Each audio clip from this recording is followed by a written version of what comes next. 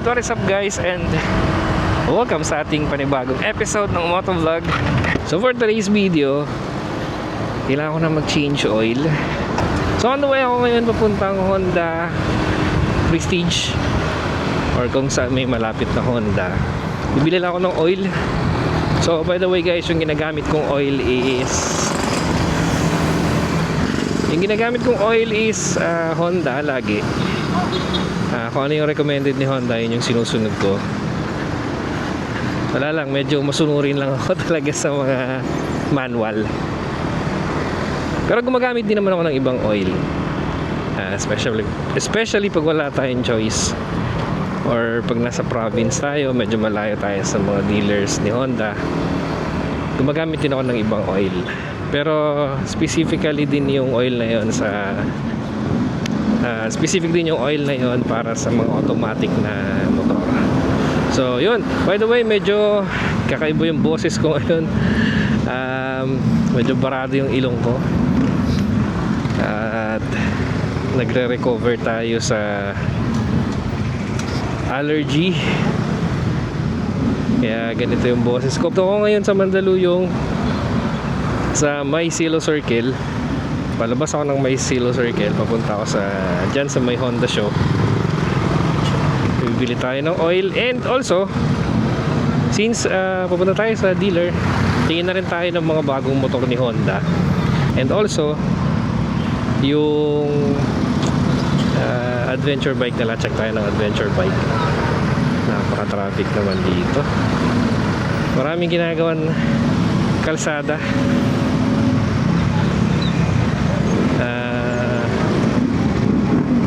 Halos lahat na sulok ng circle na to.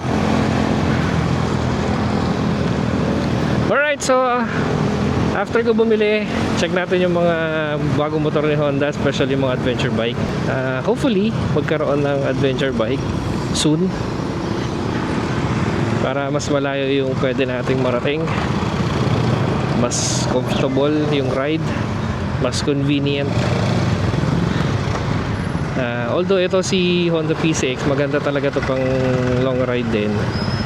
Pero yun nga, medyo tumatanda na siya. Marami akong napapansin na kakaiba, hindi pwede pang long ride. Pero mostly naman na ayos.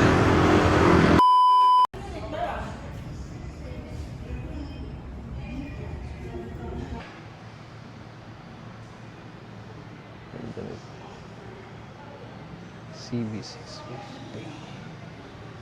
Ito yung Adventure Africa Twin.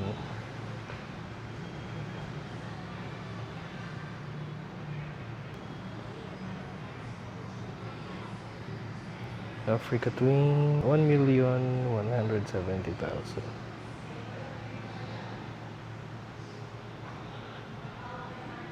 ADV.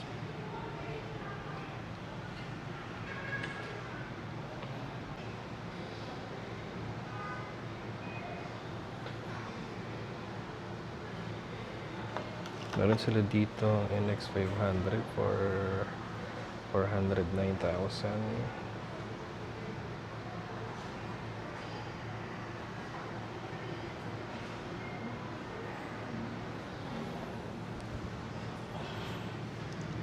Dual disc brake.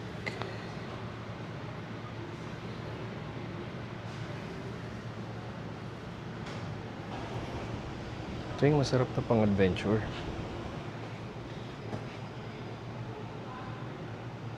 Kaso matangkad.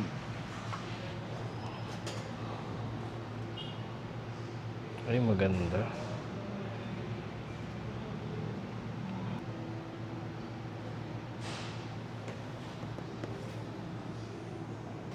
May black version din sila.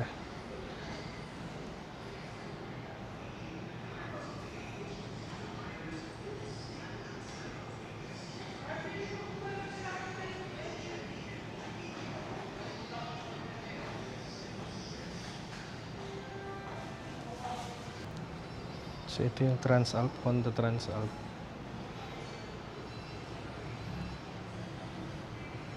750cc. So mas malaki to compare dun sa NX 500.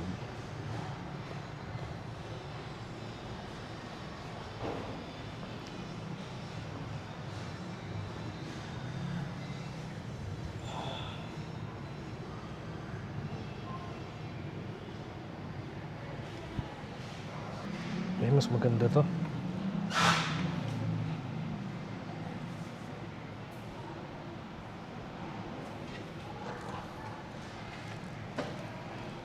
Mas maganda tong Transalp. Very comfortable.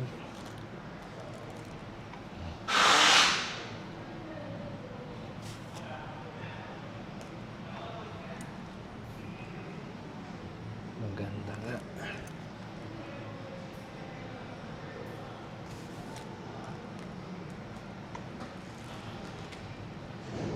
Maganda.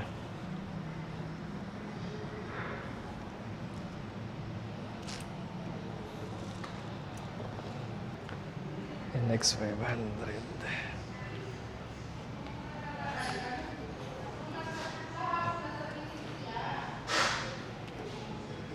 Mas magaan.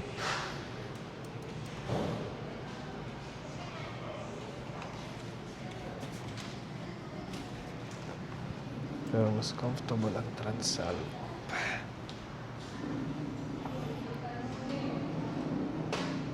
Short stem. Short stem na side mirror.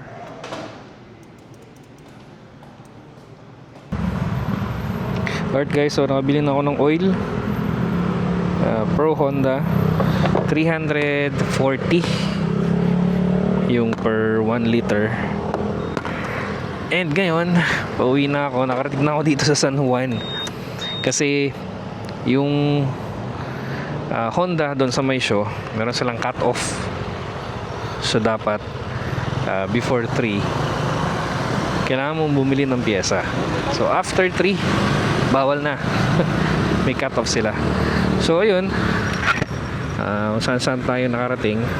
Tapos yung Honda big bike na pinuntahan ko, dito yun sa may EDSA, sa may malapit sa Guadalupe, or malapit din siya sa may Estrella. Yun. So south northbound yung Honda big bikes na yun. Na-amaze ako dun sa Africa Twin. Wala siyang cambio. Hindi ko pa na search kung bakit wala siyang cambio. Baka automatic. Pero ang laki niya. Napakalaki ng Africa Twin na yun. 1,107,000 if I'm not mistaken.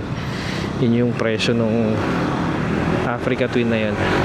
Tapos maganda yung Transalp. Hindi ko nakita yung presyo. Ilalagay ko na lang sa screen yung presyo nun. Search muna natin kung magkano yung Transalp na yun. Transalp 750 yung nakalagay, 750cc. Syempre siguro mas mahal tayo yun konti dun kay NX 500. Si NX 500 naman, adventure bike din siya ni Honda. Nasa around 409 pesos. Nasa around 409,000 pesos yung NX 500 na yun. Pero nung sinakyan ko yung Transalp, mas maganda siya.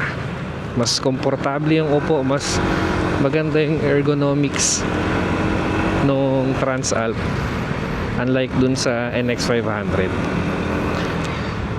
So, tingnan mo natin kung magkano yung presyo nun. Medyo wala na tayo dun sa sa era na medyo wala na tayo dun sa era na mabilis sa speed. Yan, dun na tayo sa mga relax adventure bike. So, ayun, change oil ko muna to na si Honda PCX para makapag-set tayo ulit ng long rides. Nandito ako sa San Juan. And ngayon sobrang traffic kasi last day ngayon ng campaign. So napakasikip ng mga daan, lalo na kanina sa EDSA. So ayun, hanggang dito na muna yung vlog natin. Maraming salamat sa panonood. Kung umabot kayo sa part ng video na to, maraming salamat sa panonood. And I'll see you on the next episode.